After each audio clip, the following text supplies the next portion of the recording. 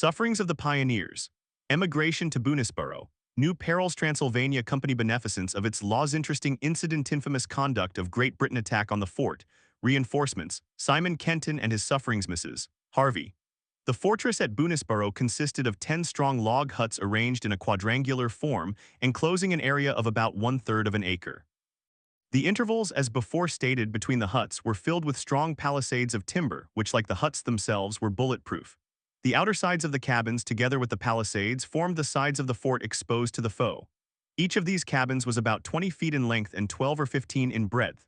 There were 2 entrance gates opposite each other, made of thick slabs of timber and hung on wooden hinges. The forest, which was quite dense, had been cut away to such a distance as to expose an assailing party to the bullets of the garrison. As at that time the Indians were armed mainly with bows and arrows, a few men fully supplied with ammunition within the fort could bid defiance to almost any number of savages. And subsequently, as the Indians obtained firearms, they could not hope to capture the fort without a long siege, or by assailing it with a vastly overwhelming superiority of numbers. The accompanying illustration will give the reader a very correct idea of this renowned fortress of logs, which was regarded as the Gibraltar of Indian warfare. Having finished this fort, Daniel Boone, leaving a sufficient garrison for its security, set out for his home on the Clinch River to bring his wife and family to the beautiful land he so long had coveted for their residence. It seems that his wife and daughters were eager to follow their father to the banks of the Kentucky, whose charms he had so glowingly described to them. Several other families were also induced to join the party of emigration. They could dwell together in a very social community and in perfect safety in the spacious cabins within the fortress. The river would furnish them with an unfailing supply of water. The hunters with their rifles could supply them with game, and with those rifles could protect themselves while laboring in the fields, which with the axe they had laid open to the sun around the fort. The hunters and the farmers at night returning within the enclosure felt perfectly safe from all assaults. Daniel Boone commenced his journey with his wife and children, and others who joined them back to Boonesborough in high spirits. It was a long journey of several hundred miles, and to many persons it would seem a journey fraught with great peril, for they were in danger almost every mile of the way of encountering hostile Indians. But Boone, accustomed to traversing the wilderness and accompanied by well-armed men, felt no more apprehensions of danger than the father of a family would at the present day in traveling by cars from Massachusetts to Pennsylvania. It was beautiful autumnal weather when the party of pioneers commenced its adventurous tour through the wilderness, to find a new home 500 miles beyond even the remotest frontiers of civilization. There were 3 families besides that of Boone, and numbered in all 26 men, 4 women, and 4 or 5 boys and girls of various ages. Daniel Boone was the happy leader of this heroic little band. In due time they all arrived safely at Boonesborough without having encountered, as Boone writes, any other difficulties than such as are common to this passage. As they approached the fort, Boone and his family, for some unexplained reason, pressed forward and entered the fortress a few days in advance of the rest of the party. Perhaps Boone himself had a little pride to have it said that Mrs.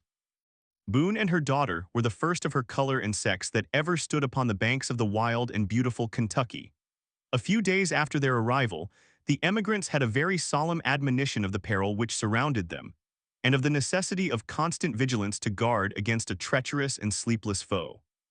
One of their number who had sauntered but a short distance from the fort, lured by the combined beauty of the field, the forest, and the river, was shot by a prowling Indian, who, raising the war whoop of exultation and defiance, immediately disappeared in the depths of the wilderness. Colonel Henderson and his partners, anxious to promote the settlement of the country by organizing parties of emigration, were busy in making known through the settlements the absolute security of the fort at Boonesborough, and the wonderful attractions of the region in soil, climate, and abounding game. Henderson himself soon started with a large party, 40 of whom were well armed. A number of pack horses conveyed the luggage of the emigrants. Following the very imperfect road that Boone with much skill had engineered, which was quite tolerable for pack horses in single file, they reached Boonesborough early in the following spring. The Transylvania Company was in the full flush of successful experiment. Small parties of emigrants were constantly arriving. Boonesborough was the capital of the colony. Various small settlements were settled in its vicinity. Colonel Henderson opened a land office there, and in the course of a few months over 500,000 of acres were entered by settlers or speculators. These men did not purchase the lands outright but bound themselves to pay a small but perpetual rent.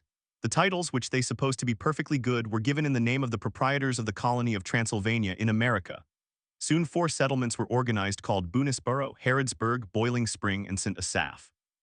Colonel Henderson, on the 23rd of May, 1775, as president or rather sovereign of this extraordinary realm, summoned a legislature consisting of delegates from this handful of pioneers to meet at his capital, Boonesborough. Henderson presided. Daniel and his brother Squire were delegates from Boonesborough. A clergyman, the Reverend John Lathe, opened the session with prayer. Colonel Henderson made a remarkable and admirable speech. This extraordinary legislature represented only a constituency of 150 souls. But the colonel presented to them very clearly the true republican principle of government. He declared that the only legitimate source of political power is to be found in the will of the people, and added, "If any doubts remain among you with respect to the force and efficiency of whatever laws you now or hereafter make, be pleased to consider that all power is originally in the people. Make it their interest, therefore, by impartial and beneficent laws, and you may be sure of their inclination to see them enforced." Rumors of these extraordinary proceedings reached the ears of Lord Dunmore. He considered the whole region of Kentucky as included in the original grant of Virginia, and that the government of Virginia alone had the right to extinguish the Indian title to any of those lands. He therefore issued a proclamation, denouncing in the severest terms the unlawful proceedings of one Richard Henderson and other disorderly persons, his associates. The legislature continued in session but 3 days, and honored itself greatly by its energetic action and by the character of the laws which it inaugurated. One bill was introduced for preserving game, another for improving the breed of their horses, and it is worthy of a special record that a law was passed prohibiting profane swearing and Sabbath breaking. The moral sense of these bold pioneers was shocked at the desecration of the Creator's name among their sublime solitudes. The controversy between the Transylvania Company and the government of Virginia was short but very sharp. Virginia could then very easily send an army of several thousand men to exterminate the Kentucky colony. A compromise was the result. The title of Henderson was declared null and void, but he received in compensation a grant of land on the Ohio, about 12 miles square below the mouth of Green River. Virginia assumed that the Indian title was entirely extinguished, and the region called Transylvania now belonged without encumbrance to the Old Dominion. Still, the tide of emigration continued to flow into this beautiful region. Among others came the family of Colonel Calloway, consisting of his wife and 2 daughters. For a long time, no Indians had been seen in the vicinity of Boonesborough. No one seemed to apprehend the least danger from them, and the people in the fort wandered about as freely as if no foe had ever excited their fears. An accident occurred which sent a tremor of dismay through the whole colony, and which we will describe as related to the intelligent historian Peck from the lips of one of the parties, who experienced all the terrors of the scene. On the 14th of July, 1776, Betsy Calloway, her sister Frances, and Jemima Boone, a daughter of Daniel Boone, the 2 last about 14 years of age, carelessly crossed the river opposite Boonesborough in a canoe at a late hour in the afternoon. The trees and shrubs on the opposite bank were thick and came down to the water's edge. The girls, unconscious of danger, were playing and splashing the water with their paddles until the canoe, floating with the current, drifted near the shore. 5 stout Indians lay there concealed, one of whom, noiseless and stealthy as the serpent, crawled down the bank until he reached the rope that hung from the bow, turned its course up the stream, and in a direction to be hidden from the view of the fort. The loud shrieks of the captured girls were heard, but too late for their rescue. The canoe, their only means of crossing, was on the opposite shore, and none dared to risk the chance of swimming the river, under the impression that a large body of savages was concealed in the woods. Boone and Calloway were both absent, and night came on before arrangements could be made for their pursuit. Next morning by daylight we were on the track, and found they had prevented our following them by walking some distance apart through the thickest canes they could find. We observed their course, and on which side they had left their sign, and traveled upwards of 30 miles. We then imagined they would be less cautious in traveling, and made a turn in order to cross their trace, and had gone but a few miles when we found their tracks in a buffalo path. We pursued and overtook them on going about 10 miles, as they were kindling a fire to cook. Illustration: our study had been more to get the prisoners without giving the Indians time to murder them after they discovered us than to kill them. We discovered each other nearly at the same time. 4 of us fired, and all of us rushed on them, which prevented them from carrying away anything except one shotgun without ammunition. Mr. Boone and myself had a pretty fair shoot just as they began to move off. I am well convinced I shot one through, and the one he shot dropped his gun. Mine had none. The place was very thick with canes, and being so much elated on recovering the 3 broken-hearted girls prevented our making further search. We sent them off without their moccasins, and not one of them with so much as a knife or a tomahawk. The Indians seemed to awake increasingly to the consciousness that the empire of the white man in their country could only exist upon the ruins of their own. They divided themselves into several parties, making incessant attacks upon the forts, and prowling around to shoot every white man who could be found within reach of their bullets. They avoided all open warfare and fought only when they could spring from an ambush, or when protected by a stump, a rock, or a tree. An Indian would conceal himself in the night behind a stump, shoot the first one who emerged from the fort in the morning, and then with a yell disappear in the recesses of the forest. The cattle could scarcely appear for an hour to graze beyond the protection of the fort, without danger of being struck down by the bullet of an unseen foe. The War of the American Revolution was just commencing. Dreadfully, it added to the perils of these distant emigrants. The British government, with infamy which can never be effaced from her records, called into her aid the tomahawk and the scalping knife of the savage. The Indian alone in his wild and merciless barbarity was terrible enough. But when he appeared as the ally of a powerful nation, guided in his operations by the wisdom of her officers, and well provided with guns, powder, and bullets from inexhaustible resources, the settler had indeed reason to tremble. The winter of 1776 and 1777 was gloomy beyond expression. The Indians were hourly becoming more bold. Their predatory bands were wandering in all directions, and almost every day came fraught with tidings of outrage or massacre. The whole military force of the colony was but about 100 men. 300 of the pioneers, dismayed by the cloud of menace every hour growing blacker, had returned across the mountains. There were but 22 armed men left in the fort at Boonesborough. The dismal winter passed slowly away, and the spring opened replete with nature's bloom and beauty, but darkened by the depravity of man. On the 15th of April, a band of 100 howling Indians appeared in the forest before Boonesborough. With far more than their ordinary audacity, they rushed from their covert upon the fort. Had they been acquainted with the use of scaling ladders by attacking at different points, they might easily, by their superior numbers, have carried the place by storm. But fortunately, the savages had but little military science, and when once repulsed, would usually retreat in dismay. The garrison behind their impenetrable logs took deliberate aim, and every bullet killed or wounded some Indian warrior. The savages fought with great bravery and succeeded in killing one man in the garrison. Dismayed by the slaughter which they were encountering, they fled, taking their dead and wounded with them. But so fully were they conscious that would they retain their own supremacy in the wilderness, they must exterminate the white man, that their retreat was only in preparation for a return with accumulated numbers. An intelligent historian writes, Daniel Boone appears before us in these exciting times the central figure towering like a colossus amid that hardy band of pioneers who opposed their breasts to the shock of the struggle, which gave a terrible significance and a crimson hue to the history of the old dark and bloody ground. The Indians were scattered everywhere in desperate bands. 40 men were sent from North Carolina and 100 from Virginia under Colonel Bowman to strengthen the feeble settlements. The latter party arrived on the 20th of August, 1776. There were at that time skirmishes with the Indians almost every day at some point. The pioneers within their log houses or behind their palisades generally repelled these assaults with but little loss to themselves, and not often inflicting severe injury to the wary savages. In the midst of these constant conflicts and dangers, the winter months passed drearily away. Boonesborough was constantly menaced and frequently attacked. In a diary kept within the fort we find the following entries. May 23. A large party of Indians attacked Boonesborough fort, kept a warm fire till 11 o'clock at night, began it next morning and kept a warm fire till midnight, attempting several times to burn the fort. 3 of our men were wounded but not mortally. May 26th. A party went out to hunt Indians. One wounded Squire Boone and escaped.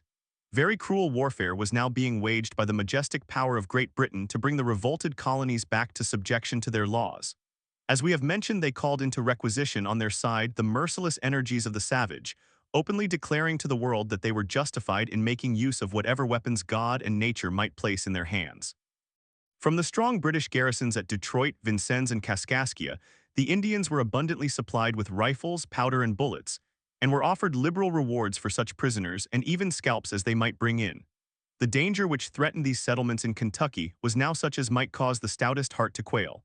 The savage had been adopted as an ally by the most wealthy and powerful nation upon the globe.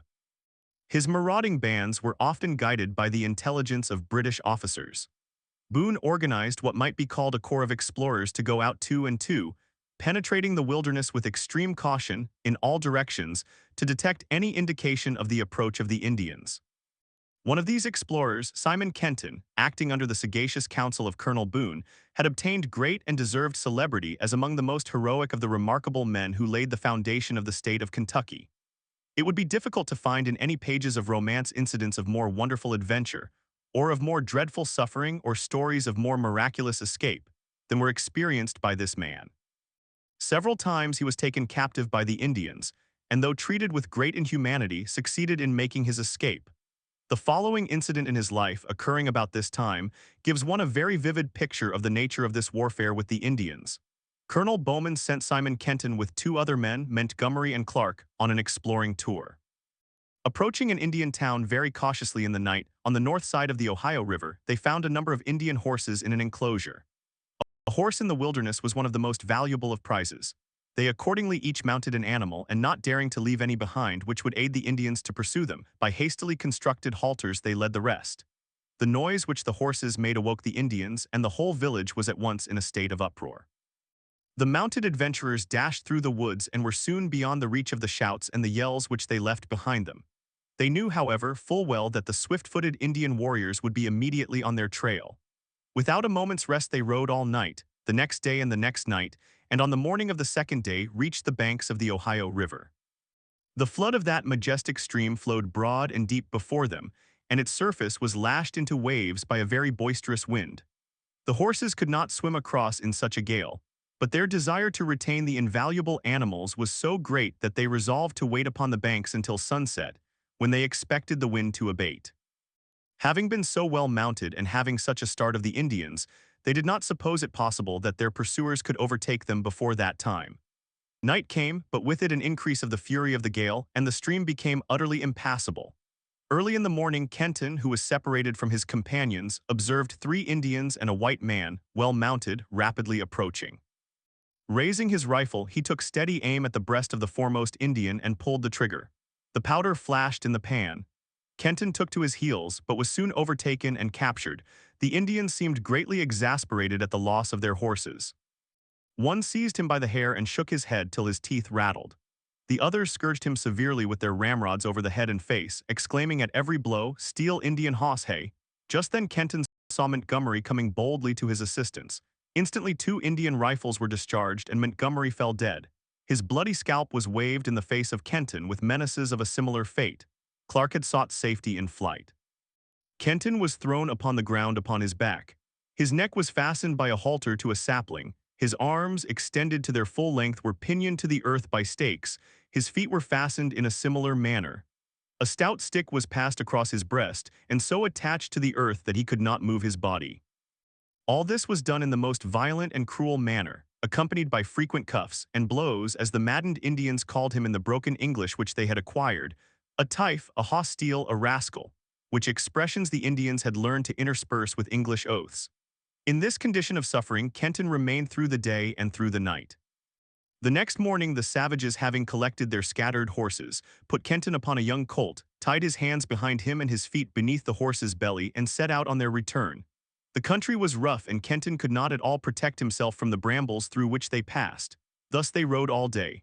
When night came, their prisoner was bound to the earth as before. The next day they reached the Indian village, which was called Chillicothe, on the Miami River, 40 or 50 miles west of the present city of Chillicothe, Ohio. A courier was sent forward to inform the village of their arrival. Every man, woman, and child came running out to view the prisoner. One of their chiefs, Blackfish, approached Kenton with a strong hickory switch in his hand and addressing him said, "You have been stealing our horses, have you?" "Yes," was the defiant reply. "Did Colonel Boone," inquired the chief, "tell you to steal our horses?" "No," said Kenton, "I did it of my own accord." Blackfish then with brawny arms so mercilessly applied the scourge to the bare head and shoulders of his prisoner as to cause the blood to flow freely and to occasion the acutest pain. In the meantime the whole crowd of men, women, and children danced and hooted and clapped their hands, assailing him with the choicest epithets of Indian vituperation. With loud cries they demanded that he should be tied to the stake, that they might all enjoy the pleasure of tormenting him. A stake was immediately planted in the ground, and he was firmly fastened to it. His entire clothing was torn from him, mainly by the Indian women. The whole party then danced around him until midnight, yelling in the most frantic manner, smiting him with their hands and lacerating his flesh with their switches. At midnight they released him from the stake and allowed him some little repose in preparation for their principal amusement in the morning of having their prisoner run the gauntlet. 300 Indians of all ages and both sexes were assembled for the savage festival. The Indians were ranged in two parallel lines, about 6 feet apart, all armed with sticks, hickory rods, whips, and other means of inflicting torture. Between these lines, for more than half a mile to the village, the wretched prisoner was doomed to run for his life, exposed to such injury as his tormentors could inflict as he passed. If he succeeded in reaching the council house alive, it would prove an asylum to him for the present. At a given signal, Kenton started in the perilous race. Exerting his utmost strength and activity, he passed swiftly along the line, receiving numerous blows, stripes, buffets, and wounds, until he approached the town, near which he saw an Indian leisurely awaiting his advance with a drawn knife in his hand, intent upon his death. To avoid him, he instantly broke through the line and made his rapid way towards the council house, pursued by the promiscuous crowd, whooping and yelling like infernal furies at his heels. Entering the town in advance of his pursuers, just as he supposed the council house within his reach, an Indian was perceived leisurely approaching him with his blanket wrapped around him. But suddenly he threw off the blanket and sprung upon Kenton as he advanced.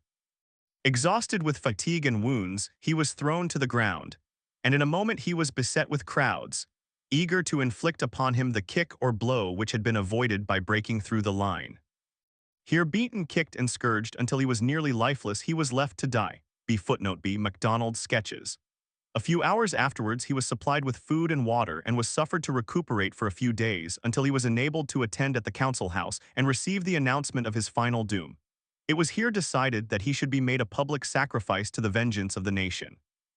The Indian town of Wapatomica, upon the present site of Zanesville, Ohio, was the appointed place of his execution.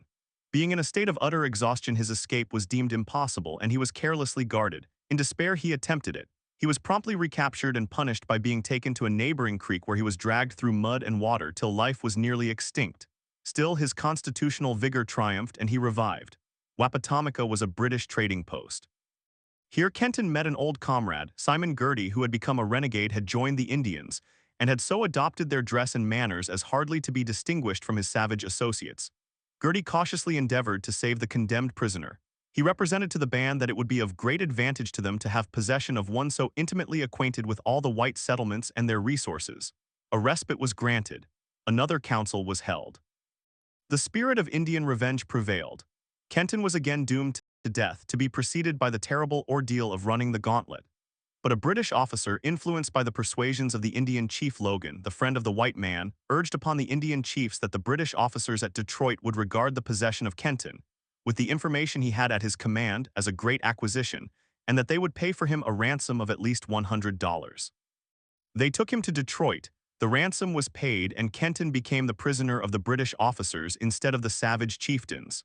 Still he was a prisoner, though treated with ordinary humanity, and was allowed the liberty of the town. There were 2 other American captives there, Captain Nathan Bullitt and Jesse Coffer. Escape seemed impossible, as it could only be effected through a wilderness 400 miles in extent, crowded with wandering Indian bands where they would be imminently exposed to recapture or to death by starvation. Simon Kenton was a very handsome man. He won the sympathies of a very kind English woman, Mrs. Harvey, the wife of one of the traders at the post. She secretly obtained for him and his 2 companions, and concealed in a hollow tree, powder, lead moccasins, and a quantity of dried beef. One dark night, when the Indians were engaged in a drunken bout, she met Kenton in the garden and handed him 3 of the best rifles, which she had selected from those stacked near the house. The biographer of these events writes, "When a woman engages to do an action, she will risk limb, life, or character to serve him whom she respects or wishes to befriend. How differently the same action would be viewed by different persons." By Kenton and his friends her conduct was viewed as the benevolent conduct of a good angel, while if the part she played in behalf of Kenton and his companions had been known to the commander at Detroit, she would have been looked upon as a traitress, who merited the scorn and contempt of all honest citizens. This night was the last that Kenton ever saw or heard of her. Our fugitives traveled mostly by night, guided by the stars. After passing through a series of wonderful adventures which we have not space here to record, on the 33rd day of their escape, they reached the settlement at the Falls of the Ohio, now Louisville. During the rest of the war, Kenton was a very active partisan. He died in the year 1836, over 80 years of age, having been for more than a quarter of a century an honored member of the Methodist Church. Life in the Wilderness. Stuart, killed by the Indian Squire Boone, returns to the settlement. Solitary life of Daniel Boone. Return of Squire Boone. Extended and romantic explorations. Charms and perils of the wilderness. The emigrant party. The fatal ambuscade. Retreat of the emigrant. Solitude of the wilderness. Expedition of Lewis and Clark. Extraordinary adventures of Cotter. There were now 4 hungry men to occupy the little camp of our bold adventurers. They do not seem to have been conscious of enduring any hardships. The winter was mild. Their snug tent furnished perfect protection from wind and rain. With abundant fuel, their campfire ever blazed brightly. Still, it was necessary for them to be diligent in hunting to supply themselves with their daily food. Bread, eggs, milk, butter, sugar, and even salt were articles of which they were entirely destitute. One day, not long after the arrival of Squire Boone, Daniel Boone with his companion Stuart was a long distance from the camp hunting. Suddenly, the terrible war whoop of the Indians resounded from a thicket, and a shower of arrows fell around them. Stuart, pierced by one of these deadly missiles, fell mortally wounded. A sturdy savage sprang from the ambuscade upon his victim and with a yell buried a tomahawk in his brain. Then, grasping with one hand the hair on the top of his head, he made a rapid circular cut with his gleaming knife and tore off the scalp, leaving the skull bare. The revolting deed was done quicker than it can be described. Shaking the bloody trophy in his hand, he gave a whoop of exultation which echoed far and wide through the solitudes of the forest. Boone, swift of foot as the antelope, escaped and reached the camp with the sad tidings of the death of his companion and of the presence in their immediate vicinity of hostile Indians. This so affrighted the North Carolinian who had come with Squire Boone that he resolved upon an immediate return to the Yadkin. He set out alone and doubtless perished by the way, as he was never heard of again. A skeleton, subsequently found in the wilderness, was supposed to be the remains of the unfortunate hunter. He probably perished through exhaustion or by the arrow or tomahawk of the savage. The 2 brothers, Daniel and Squire, were now left entirely alone.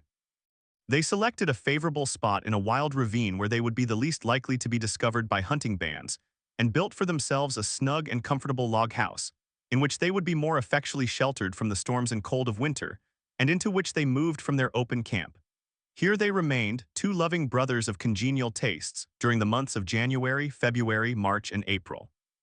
Solitary as their life must have been probably, every hour brought busy employment. Each day's food was to be obtained by the rifle. Wood was to be procured for their fire. All their clothing, from the cap to the moccasin, was to be fashioned by their own hands from the skin of the deer, which they had carefully tanned into pliancy and softness. And there were to be added to their cabin many conveniences which required much ingenuity, with knife and hatchet for their only tools, and with neither nail nor screw for their construction.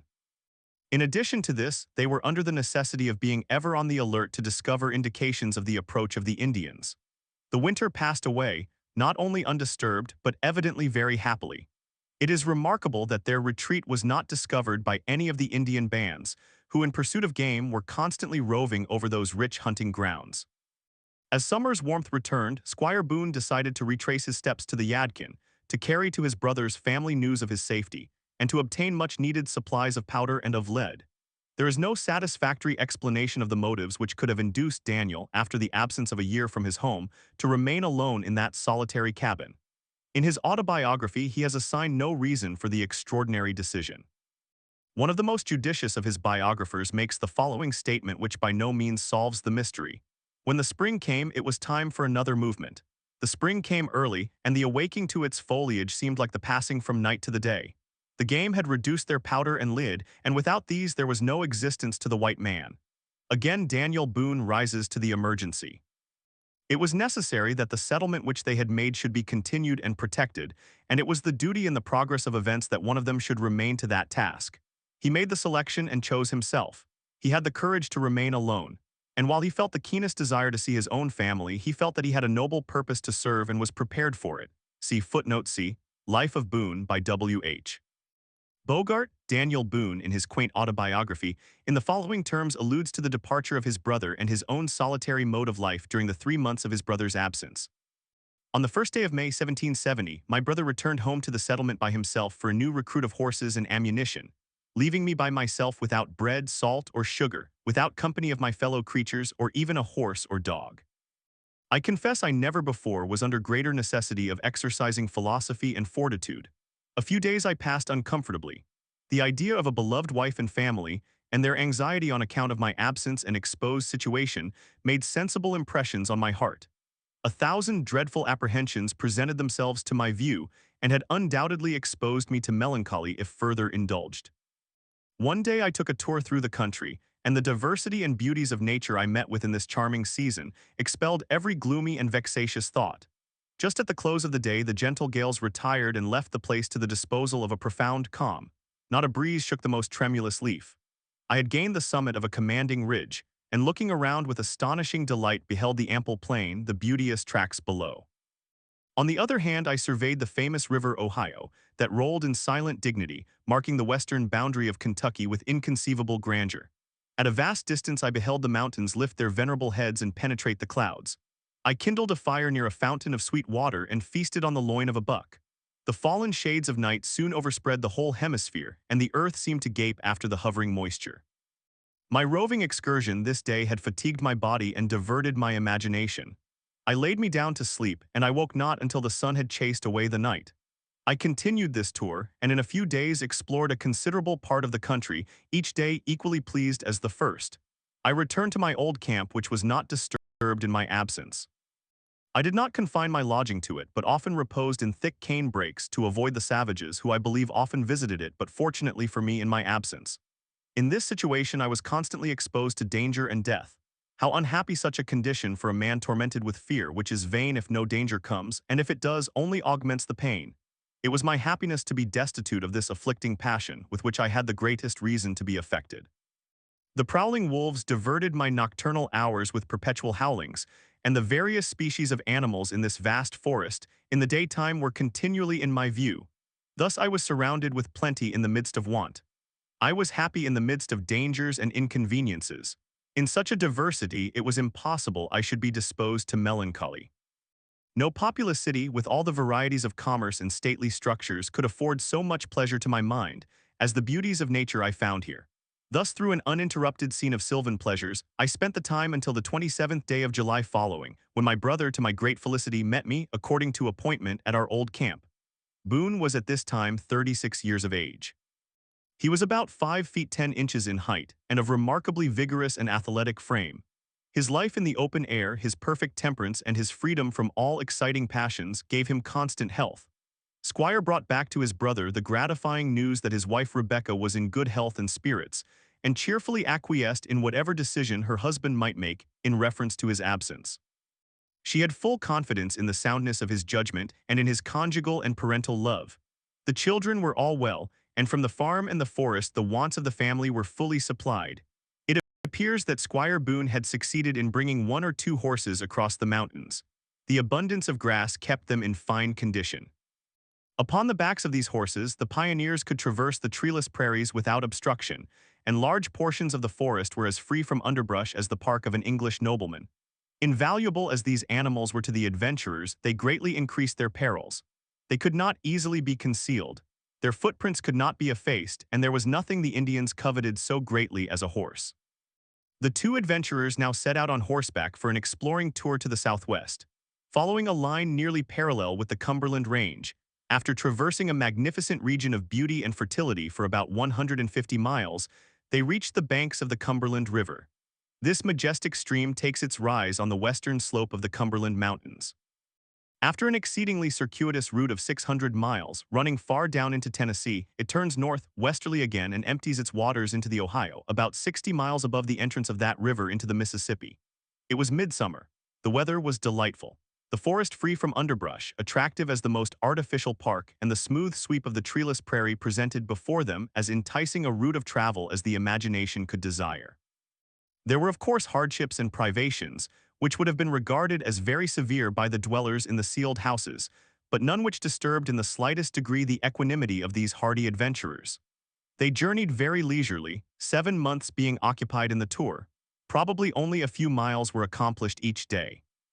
With soft saddles made of the skin of buffalo, with their horses never urged beyond a walk, with bright skies above them and vistas of beauty ever opening before them, and luxuriance, bloom, and fragrance spread everywhere around, their journey seemed replete with enjoyment of the purest kind.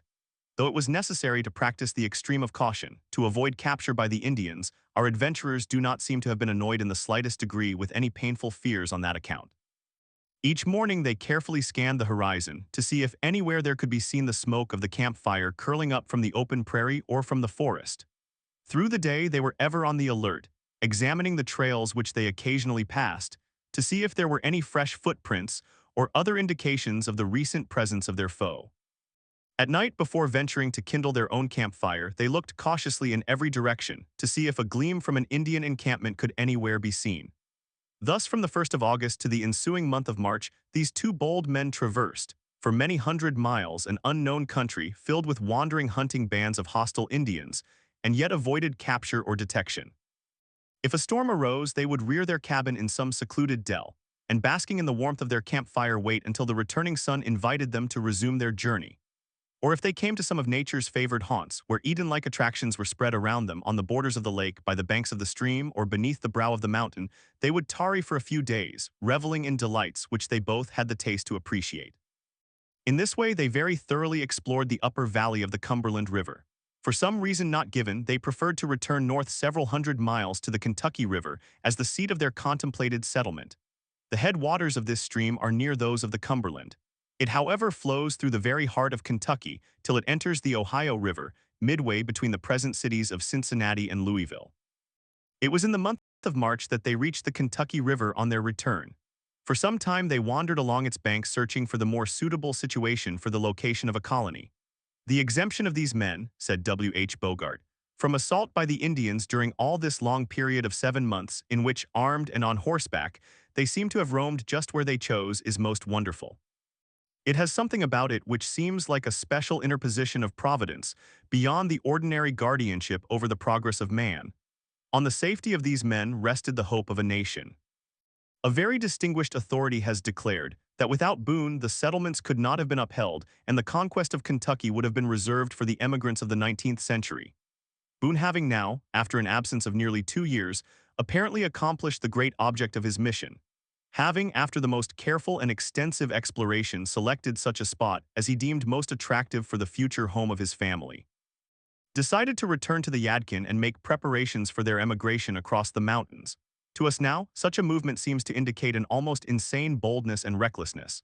To take wife and children into a pathless wilderness filled with unfriendly savages, 500 miles from any of the settlements of civilization, would seem to invite death.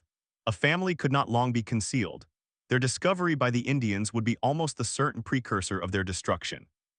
Boone, in his autobiography, says in allusion to this hazardous adventure, "I returned home to my family with a determination to bring them as soon as possible, at the risk of my life and fortune, to live in Kentucky, which I esteemed a second paradise."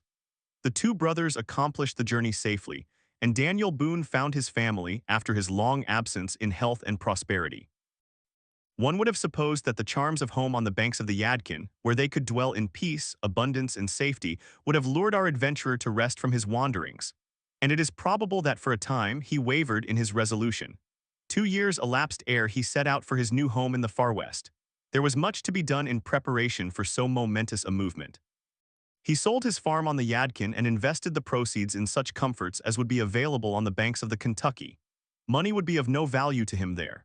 A path had been discovered by which horses could be led through the mountains, and thus many articles could be transported which could not be taken in packs on the back.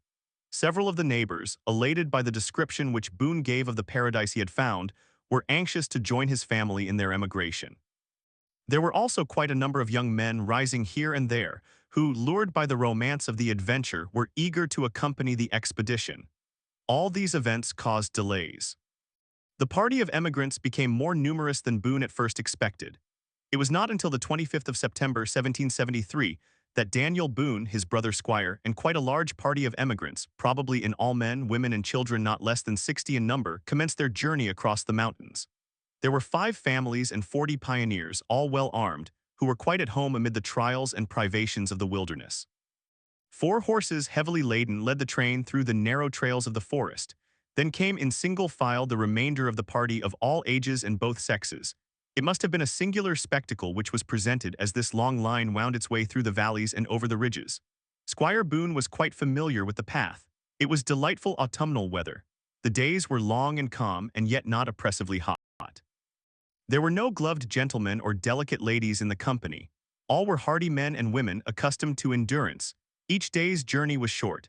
An hour before the sun disappeared in the west, the little village of cabins arose where some spring gurgled from the cliff or some sparkling mountain stream rippled before them. In front of each cabin, the campfire blazed. All was animation and apparent joy as the women prepared the evening meal, and the wearied children rested upon their couch of dried leaves or fragrant twigs. If a storm arose, they had but to remain beneath their shelter until it passed away. Traveling, says Madame de Stael, who is accustomed to the most luxurious of European conveyances, is the most painful of pleasures. Probably our travelers on this journey experienced as many pleasures and as few pains as often fall to the lot of any tourist. The solitary wilderness has its attractions as well as the thronged town. These bold men armed with their rifles, under such an accomplished leader as Daniel Boone, penetrated the wilderness with almost the strength of an invading army. Upon the open prairie, the superiority of their arms would compensate for almost any inferiority of numbers. Indeed, they had little to fear from the savages, unless struck suddenly with overwhelming numbers leaping upon them from some ambush. Pleasant days came and went, while nothing occurred to interrupt the prosperity of their journey. They were approaching the celebrated Cumberland Gap, which seems to be a door that nature has thrown open for passing through this great mountain barrier. The vigilance they ought to have practiced had been in some degree relaxed by their freedom from all alarm. The cows had fallen a few miles behind. 7 young men were with them, a son of Daniel Boone being one of the number. The main party was not aware how far the cattle had fallen in the rear.